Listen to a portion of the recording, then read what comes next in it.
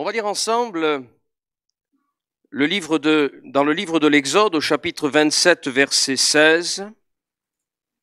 Et on va parler ce soir de la porte unique, c'est-à-dire que Dieu a ouverte pour nous au travers de son Fils Jésus, mais en s'attardant sur les détails de la porte du parvis du tabernacle. Exode 27, verset 16.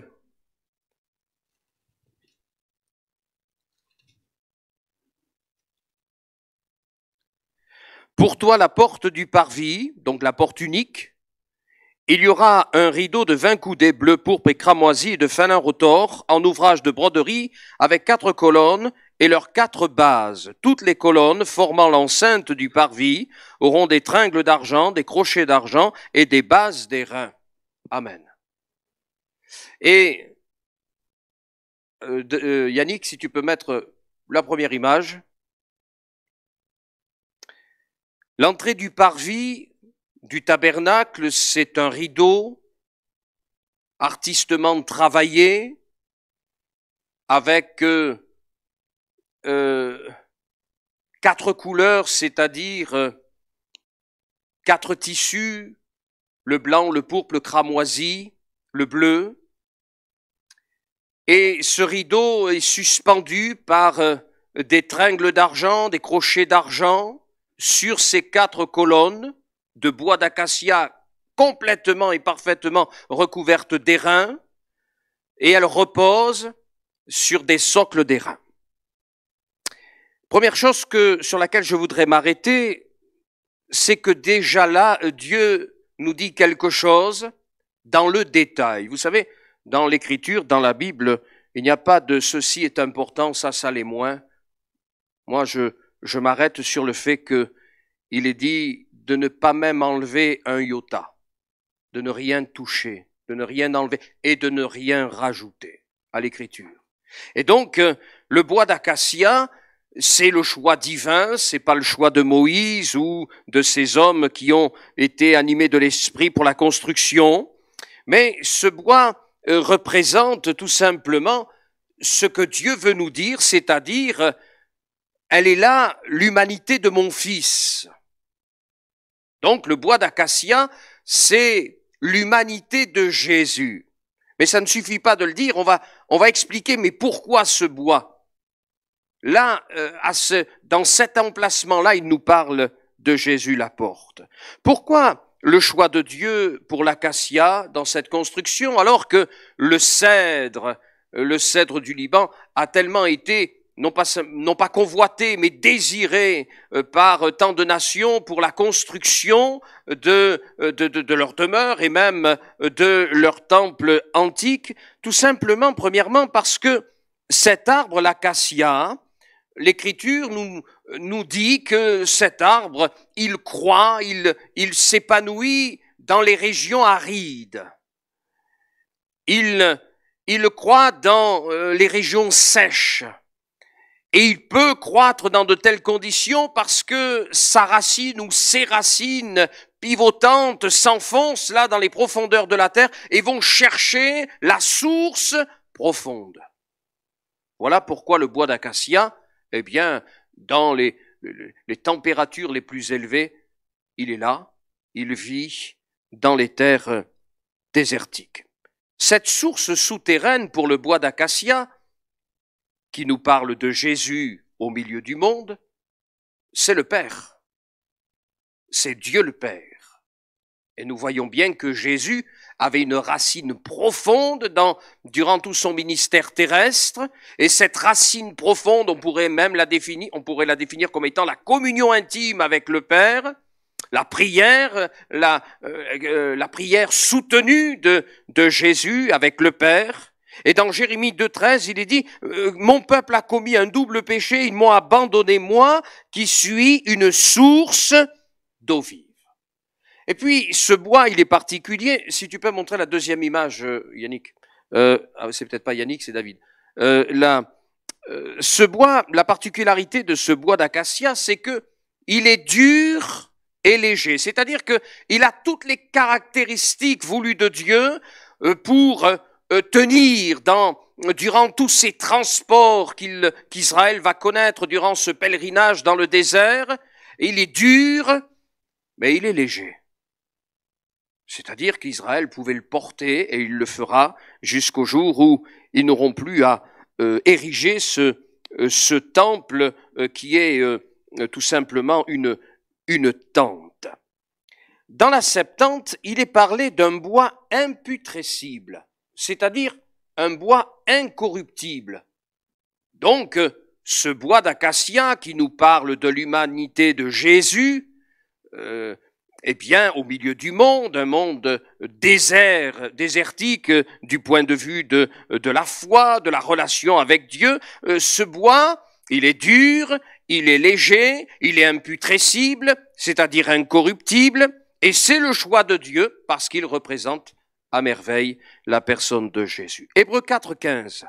Car nous n'avons pas un souverain sacrificateur qui ne puisse compatir à nos faiblesses. Au contraire, il a été tenté comme nous en toutes choses, sans commettre de péché. Imputrescible, incorruptible.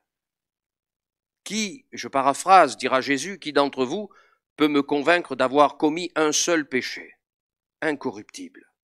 Jean 8,46, qui d'entre vous, donc, peut m'accuser d'avoir commis un seul péché? Dur et léger.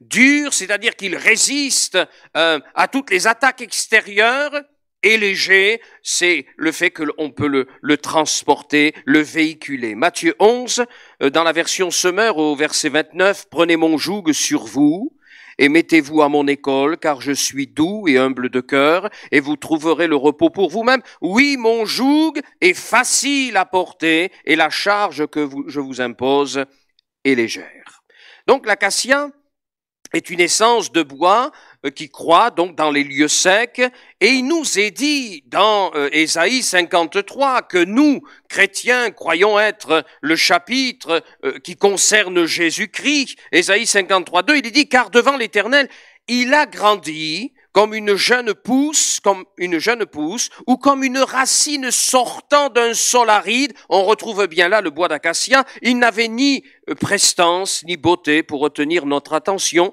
ni rien dans son aspect qui pût nous attirer. Donc, le choix de Dieu, c'est le choix de Dieu pour ce bois. C'est une évidence, eh bien, que Dieu est souverain et qu'il y a un message dans tout ce que Dieu fait, dans les choix de Dieu, il y a un message. Et nous allons le voir même dans le nom de cette essence de bois. Donc, comme l'acacia résiste au désert et aux conditions du désert, il est dit de Christ, donc je le relis, Hébreux 4,15, il a été tenté comme nous en toutes choses, sans commettre de péché. Dans Marc 1, verset 12, aussitôt l'Esprit poussa Jésus dans le désert, où il passa 40 jours, tenté par Satan. Il était avec les bêtes sauvages et les anges le servaient, et nous savons que Jésus est resté le même. Incorruptible. Si tu peux mettre la troisième image, je pense que... Voilà. En hébreu, le bois d'acacia, l'acacia se dit chita. Et il vient de ce deuxième mot qui signifie châtier. Et il est généralement traduit par fouet, flagellation. L'origine de ce mot, donc chotette, vient d'une racine qui signifie percer. Tout est dit concernant le choix de ce bois, le pourquoi du choix de ce bois, et le fait qu'il représente à merveille la personne de Jésus. Deuxième chose, c'est que les socles des reins sont là, et les reins, elle est sur complètement, elle est sur le bois d'acacia, sur la colonne d'acacia. Donc là, nous sommes non pas dans l'or que nous retrouvons, qu'il y aura plus tard, que nous ne verrons pas ensemble, mais là, nous sommes que dans les reins. Tout est des reins. Les reins, c'est la justice divine, et cette justice divine, elle a été satisfaite parfaitement par celui qui est représenté par le bois d'acacia, la personne de Jésus. Jésus a parfaitement satisfait la justice de Dieu.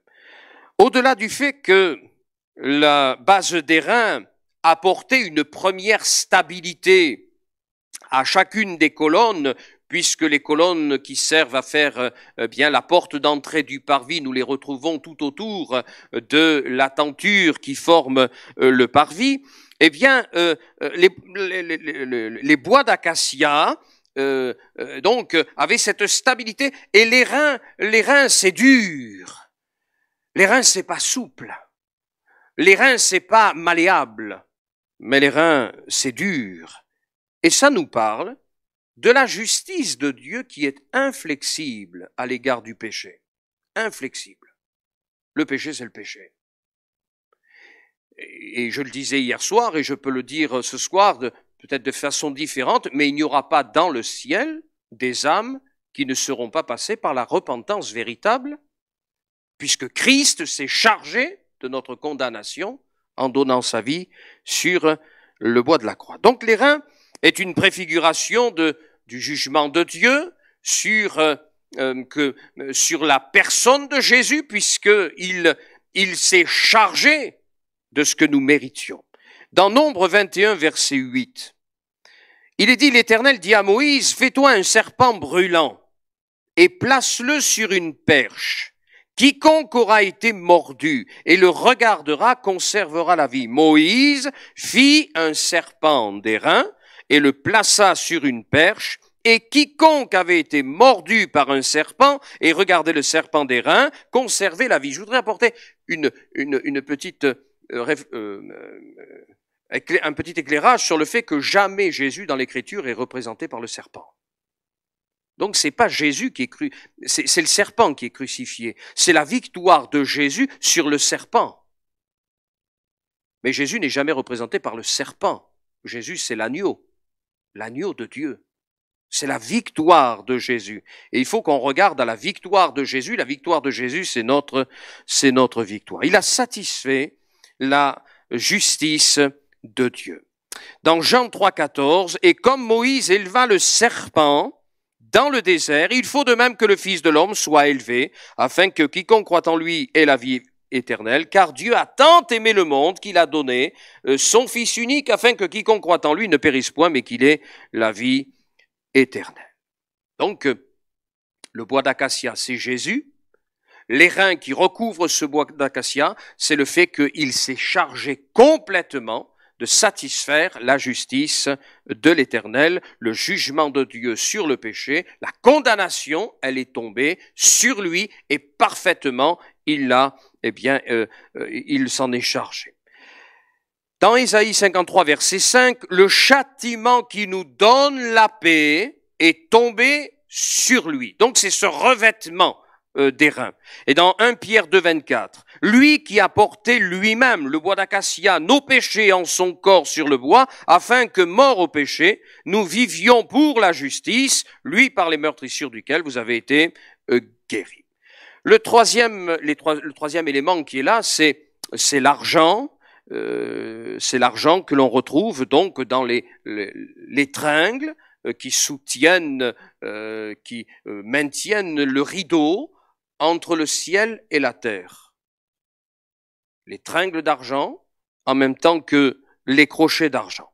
Et dans l'Écriture, l'argent, c'est la rédemption, c'est le rachat, le rachat de nos âmes, le prix du rachat que nous ne pouvons pas payer, que nous ne pouvions pas payer. Christ, donc, est représenté là aussi par ces tringles qui sont suspendus sur, les 4 colonnes entre le ciel et la terre. La rédemption, il est le Rédempteur, il est celui qui a payé le grand prix. Dans Jean 10, verset 15, comme le Père me connaît et comme je connais le Père, et je donne ma vie pour mes brebis. Verset 17, le Père m'aime parce que je donne ma vie afin de la reprendre. Personne ne me l'ôte, mais je la donne de moi-même. J'ai le pouvoir de la donner, j'ai le pouvoir de la reprendre. Tel est l'ordre que j'ai reçu de mon Père. Donc Jésus, c'est le Rédempteur. Jésus, c'est celui qui a payé le prix. Jésus, c'est celui qui a accepté cette humiliation d'être un homme et de recevoir sur sa personne sainte le jugement représenté par les reins que nous méritions. Souvenez-vous que dans le psaume 49, verset 7, il est dit Ils ont confiance en leurs biens et se glorifient de leur richesse. Ils ne peuvent se racheter l'un l'autre, ni donner à Dieu le prix du rachat. Le rachat de leur âme est cher et n'aura jamais lieu. Il est cher, oui, parce que une vie, et quelle vie? Une vie devait être livrée, ou plutôt devait se livrer pour que nous soyons affranchis. Et la réponse, elle est dans Ésaïe 53:10. Il a plu à l'Éternel de le briser par la souffrance. Et il dit plus loin, après avoir livré sa vie en sacrifice pour le péché, il verra une postérité et prolongera ses jours, et l'œuvre de l'Éternel prospérera entre ses mains. À cause du travail de son âme, il rassasiera ses regards. Par sa connaissance, mon serviteur juste justifiera beaucoup d'hommes et il se chargera de leurs iniquités. Ce que nous voyons, c'est que dès les premiers chapitres de la Genèse jusqu'au dernier livre de la Bible, l'Apocalypse, nous voyons l'agneau, nous voyons la rédemption. Le fil rouge, il est là. La rédemption, l'expiation en Jésus-Christ. Donc la rédemption, elle est là, présentée, marquée par la présence de ces tringles d'argent et de ces crochets d'argent. Si tu peux mettre maintenant l'autre image, voilà celle-ci, c'est juste pour vous montrer que oui, c'était bien que les colonnes soient de bois d'acacia recouvert d'airain sur les socles d'airain, qu'elles soient là sur ces socles d'airain, mais il fallait plus. Il fallait ces cordes. Il fallait ces crochets d'argent enfoncés dans le sol. L'Écriture dit, 1 Pierre 3, verset 3, premièrement, sur le fait que il y a une finition qui est là. Dieu, il n'y a pas de détail, il y a une finition. La finition, c'est les chapiteaux, les chapeaux qui sont là sur les colonnes, les différentes colonnes. C'est l'ornement qui vient par la rédemption en Jésus-Christ. Et donc, l'Écriture nous dit, eh bien, elle nous enseigne que ces cordes et ces pieux enfoncés dans le sol maintiennent, apportent une solidité à l'édifice. Alors, premier texte, Éphésiens 2, 21. En lui, donc le Rédempteur, tout l'édifice, bien coordonné comme c'était le cas pour l'ensemble du parvis et du tabernacle, en lui, tout l'édifice bien coordonné s'élève pour être un temple saint dans le Seigneur. Dans Éphésiens 4, 16, c'est lui, et grâce à tous les liens, les cordages, à tous les liens de son assistance, que tout le corps que représente chaque élément, donc du parvis et du tabernacle, que tout le corps bien coordonné formant un solide assemblage tire son accroissement selon la force qui convient à chacune de ses parties et s'édifie lui-même dans la charité. Les cordages, vous l'avez certainement entendu, les cordages d'amour. Les cordages d'amour. Osée 11.4. Je les tirai avec des liens d'humanité, avec des cordages d'amour.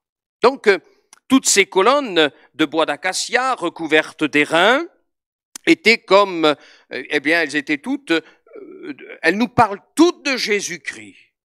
Toutes de Jésus-Christ. Mais on va s'arrêter sur ce que représentent ces 4 colonnes qui sont là et qui servent d'entrée, qui montrent l'entrée vers ce premier élément qui est la croix, l'autel des holocaustes.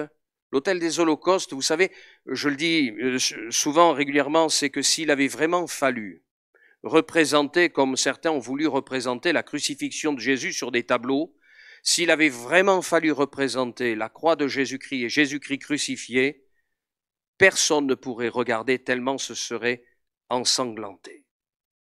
Et l'autel des holocaustes, c'était du sang partout. Sur la grille, sur les cornes de l'autel, sur les ustensiles, il y avait du sang partout. Les chairs pantelantes sur la grille, c'est ça la croix. C'est ça la croix. La croix, c'est pas un spectacle. La croix, c'est pas une soirée d'ambiance. Mais la croix, c'est l'humilité. La croix, c'est l'abaissement. La croix, c'est se courber. La croix, c'est reconnaître que je ne suis rien, qu'il est tout. Et que sans son tout accompli, je serai en marche, je serai sans l'assurance du pardon de mes péchés, sans l'assurance de la vie éternelle, sans l'assurance que s'il vient maintenant, je pars avec lui, mais je serai convaincu d'une chose, c'est l'enfer qui m'attendrait. Donc, en faisant le tour de la clôture, pour chercher peut-être une autre possibilité d'accès à l'intérieur, effectivement, on n'en aurait pas trouvé. Pourquoi? Parce que nous l'avons lu hier soir, je vais le relire, Acte 4, 12, et il n'y a de salut en aucun autre, c'est-à-dire qu'il n'y a qu'une porte. Car il n'y a sous le ciel aucun autre nom qui ait été donné parmi les hommes par lequel nous devions être sauvés. Jean 10, verset 7, Jésus leur dit encore, en vérité, je vous le dis, je suis la porte des brebis. Jean 10, verset 9, je suis la porte, si quelqu'un entre par moi, il sera sauvé, il entrera, il sortira, il trouvera des pâturages. Il fallait accepter l'aspect de cette porte, c'est-à-dire ce rideau, sa confection, il fallait l'accepter tel qu'il était, il fallait le regarder, le considérer, et puis y passer. Et vous allez voir avec les images qu'on va vous mettre dans quelques instants, des choses vraiment intéressantes. Que représente maintenant, nous sommes devant ce rideau, et ce rideau, c'est la porte d'entrée, on a bien compris, on a fait le tour du parvis, il n'y a pas d'accès, si ce n'est ce rideau de couleurs qui est là. Et il y a ces 4 couleurs qui symbolisent, donc, je ne sais pas alors reviens en arrière.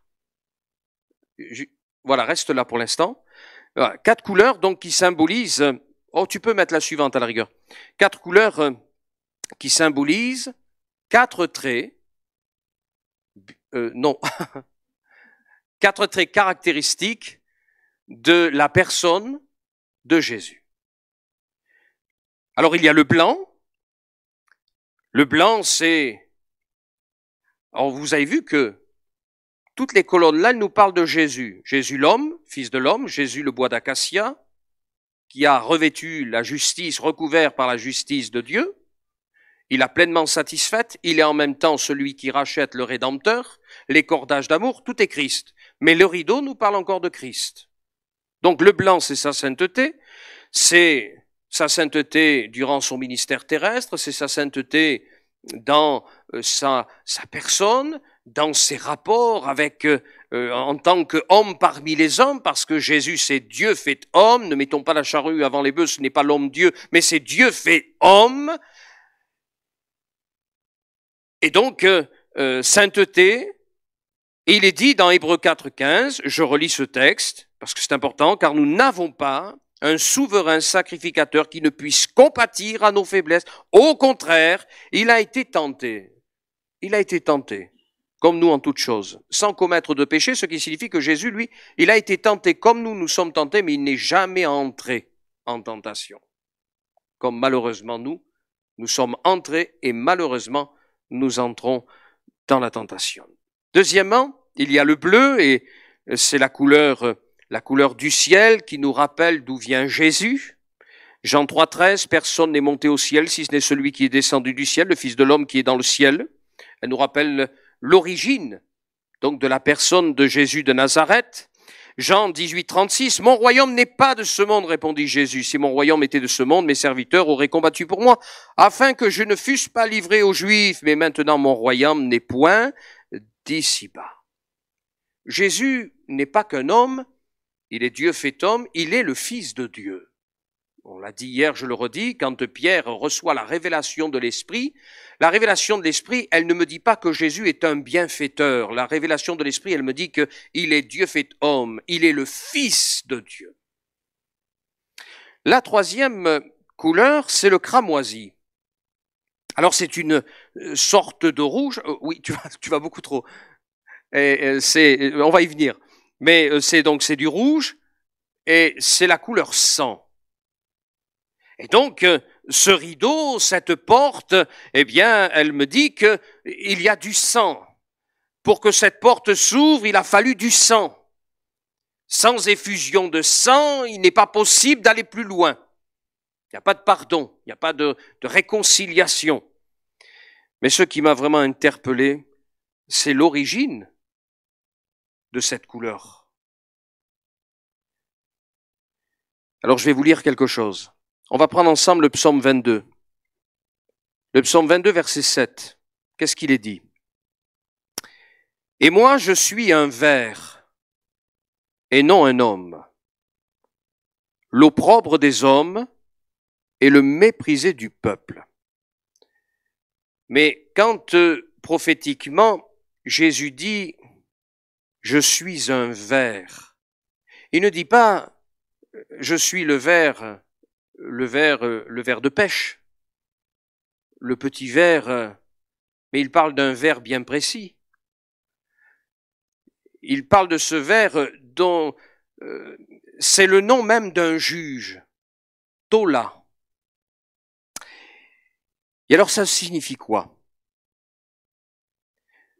Ce mot hébreu est traduit par écarlate, cramoisi. Et écoutez ceci.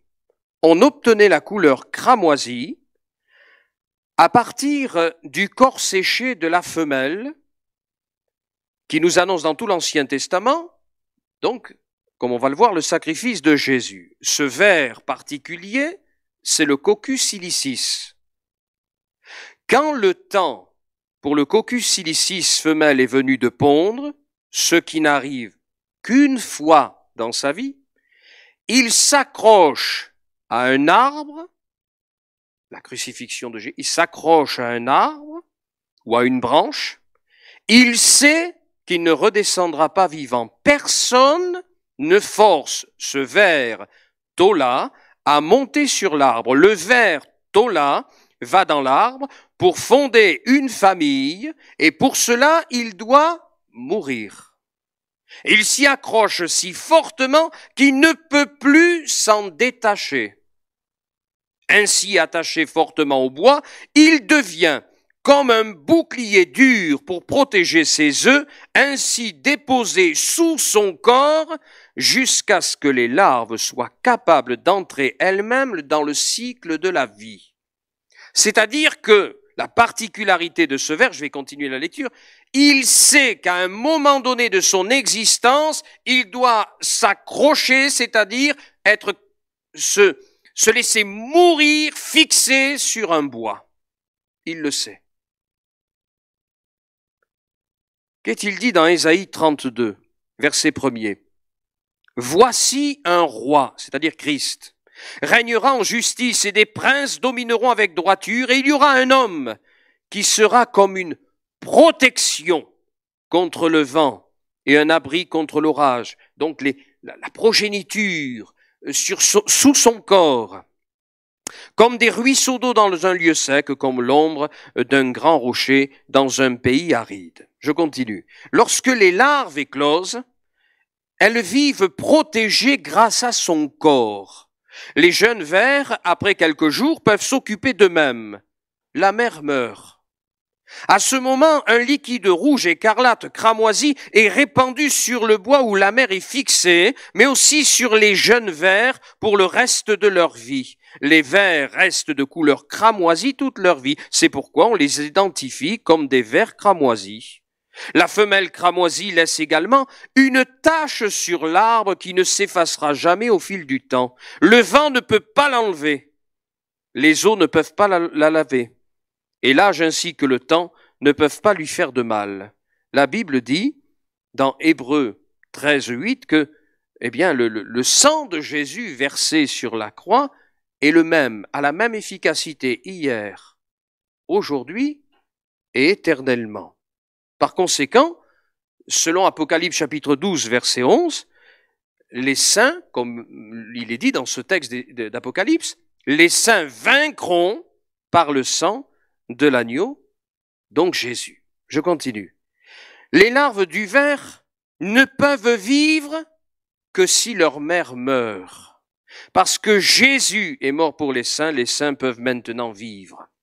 3 jours seulement après la mort du ver femelle, le ver pouvait être gratté de l'arbre et mélangé à de l'eau pour produire une teinture cramoisie. La Bible dit, dans Exode 26, verset 1er, « Tu feras le tabernacle avec 10 rideaux de fin retors bleu, pourpre et d'écarlate. » Donc, cette couleur, ce vert servait à faire la couleur donc du cramoisi. Au bout de 3 jours, le matin du 4e jour, le ver avait réuni sa tête et sa queue. Il se trouvait maintenant en forme de cœur sur l'arbre, etc.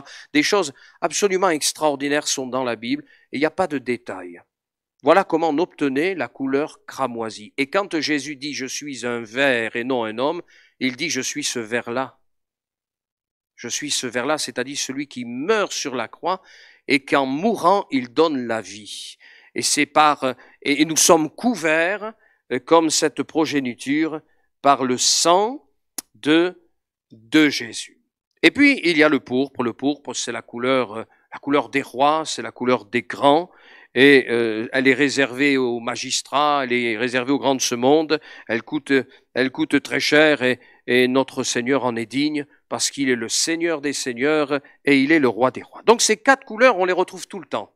On les retrouve tout le temps, même sur la tenue du souverain sacrificateur, avec particularité, c'est que l'éphod qui soutient le pectoral, qui soutient ce pectoral avec les pierres précieuses enchâssées dans l'or, eh bien, il y a du fil d'or, particulièrement dans comme cette forme de gilet qui est là et qui soutient le pectoral.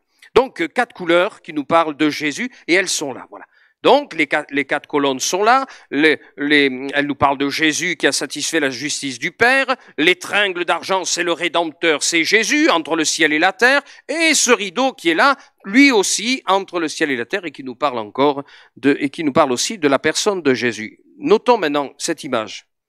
C'est que la porte du parvis se trouvait face au soleil. Elle n'est pas...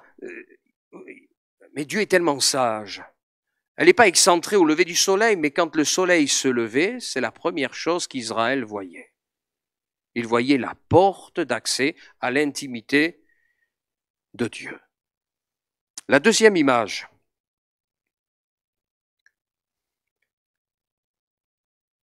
Donc les premiers rayons du soleil sont là. Et la troisième. Je me suis dit, mais Seigneur, dans ces premiers rayons de soleil qui se lèvent et qui frappent sur le rideau, nous pouvons y voir les prophéties qui annonçaient la venue de Jésus. Ces premiers rayons de soleil qui frappent, qui commencent à illuminer, eh bien, le rideau, la porte unique, c'est la prophétie. Les prophéties, donc, qui annonçaient que le Christ un jour viendrait. Et puis, la troisième image, l'autre, c'est la voie, donc, la voie du salut. L'autre image, si tu l'as. Alors, comment entrer dans le parvis? Donc, il fallait accepter, eh bien, la porte unique, révélée par le soleil, révélée par l'Ancien Testament. L'Ancien Testament nous éclaire, il n'est pas à négliger, mais il nous éclaire. Le Nouveau est contenu dans l'Ancien, donc il nous éclaire, les prophéties sont là. Et puis, il fallait qu'ils acceptent d'y passer. Ce qu'on s'aperçoit aussi, alors si tu peux passer l'image suivante, excuse-moi, l'autre.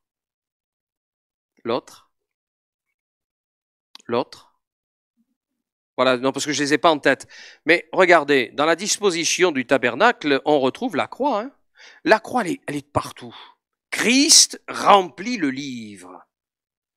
Quelqu'un avait dit, j'ai lu l'Ancien Testament et je n'ai pas vu Jésus. Et un autre de répondre, et alors relis-le. Mais dans la prière, avec l'aide de l'Esprit, en demandant l'aide de l'Esprit, et tu verras que Jésus remplit le livre. Il remplit le Saint-Livre. On continue. Ce rideau, donc, il est là, suspendu par les tringles qui sont reposent sur ces 4 colonnes d'acacia recouvertes entièrement d'airain. Et la bonne question pour comprendre leur symbolique, donc maintenant, la symbolique de l'ensemble de cette image, de cette porte, eh bien, c'est comment trouver la porte qui conduit au salut. Elle se trouve où, cette porte? Comment est-ce que je la trouve? Eh bien, si tu peux mettre l'image suivante, normalement on tombe dessus, voilà. Ces 4 colonnes, finalement, c'est aussi les 4 évangiles qui mettent en lumière le rideau avec donc les différentes couleurs. C'est les 4 évangiles qui mettent en lumière les caractéristiques de la personne de Jésus le Sauveur. Il est là le chemin. Le chemin se trouve au travers de la prédication de l'évangile. Non pas comme dit l'apôtre Paul, de fable, mais de l'évangile. Le salut, on le trouve, et Paul, cet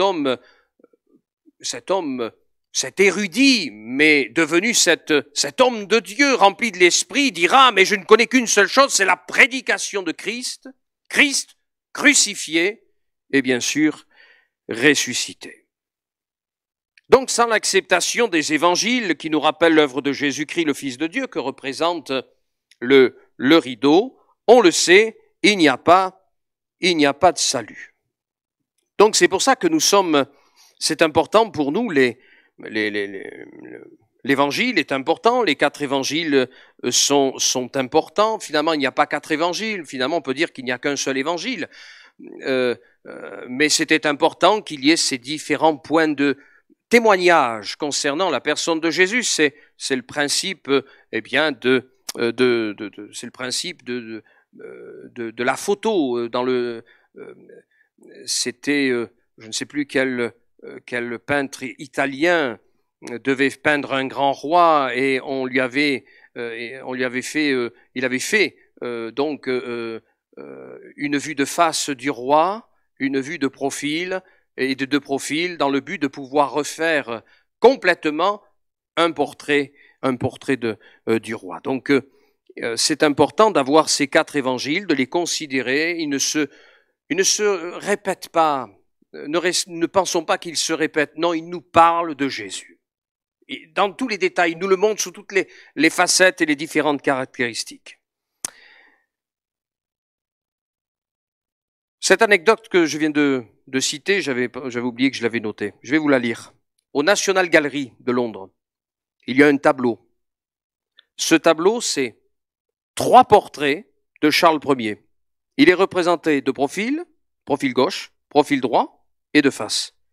L'artiste Van Dyck les peignit pour Bernini, le sculpteur romain, pour aider ce dernier à faire un buste du roi. Voilà, c'est un buste. Avec ses plusieurs points de vue, Bernini devait pouvoir mieux représenter la présence du souverain. Une seule perspective n'y aurait pas suffi. Les évangiles sont peut-être destinés à rendre le même service que ces différents portraits du roi. Les 4 évangiles nous donnent de mieux saisir la personne de Jésus. Je termine là-dessus sur le fait qu'on peut faire un parallèle entre les 4 évangiles, les 4 couleurs, les 4 directions données pour la prédication de l'évangile, Jérusalem, je dis bien on pourrait, Judée, Samarie, les extrémités de la terre, ainsi que Ézéchiel chapitre 1er et les 4 faces des 4 êtres célestes. L'homme, le lion, le bœuf et l'aigle. Et on pourrait faire un lien avec les évangiles, mais il n'y a pas de détails, je crois, dans la Bible. Et donc la porte, elle est unique, le soleil frappe dessus, les prophéties l'avaient annoncé, et il est venu au temps marqué de Dieu. Au temps marqué de Dieu, il a déchiré les cieux, entendant les cris de misère, de détresse des hommes, et il est descendu et il a habité au milieu de nous. Il s'est voilé derrière ce voile de faiblesse de l'humanité, dans un but précis, comme ce vers, le Coccus ilicis, dans le but de mourir sur le bois de la croix pour enfanter un peuple. C'est l'Église qui est couverte de son sang et qui devient, et dont son corps devient notre nourriture. Alléluia. Tout est glorieux dans la parole de Dieu. Il n'y a rien à mettre de côté, mais lisez-la, je le dis régulièrement à la Rose, mais il faut lire la Bible, il faut vraiment être... On parlait autrefois de ces hommes pétris, c'était l'expression, pétris dans la parole de Dieu, mais que l'on soit aussi dans notre génération des hommes et des femmes pétris dans la parole de Dieu, afin de savoir aussi, eh bien, rendre témoignage de Jésus. Jésus, il est dans toute la Bible, de la Genèse à l'Apocalypse. Seigneur, merci pour le Saint-Livre. Tu nous as fait un don, Seigneur, et nous ne réalisons pas toujours le don précieux de l'Écriture. Et Seigneur, nous avons besoin d'avoir une intelligence ouverte, renouvelée, d'avoir un cœur ouvert, un cœur toujours disponible, un cœur toujours disposé à recevoir ce que tu as à nous communiquer. Parce que Seigneur, si nous laissons le livre, si nous laissons la parole de Dieu, il est évident et clair que c'est le péché qui nous gagnera. Mais si je reste attaché à la parole de Dieu, c'est le péché qui s'enfuira. Alors Seigneur, donne-nous d'être renouvelés dans la considération pour le Saint-Livre. Donne-nous de l'aimer, de le serrer dans notre cœur, comme pouvait le dire ce grand roi David, afin de ne pas pécher contre toi, d'être des témoins efficaces, d'avoir toujours Seigneur, le Saint-Esprit, Seigneur, comme instructeur, comme Seigneur, conducteur dans cette méditation de ta parole, Seigneur, afin d'être toujours dans la vérité qui sauve, la vérité qui affranchit. Que ton nom soit béni pour ce que nous avons pu partager ce soir. Amen.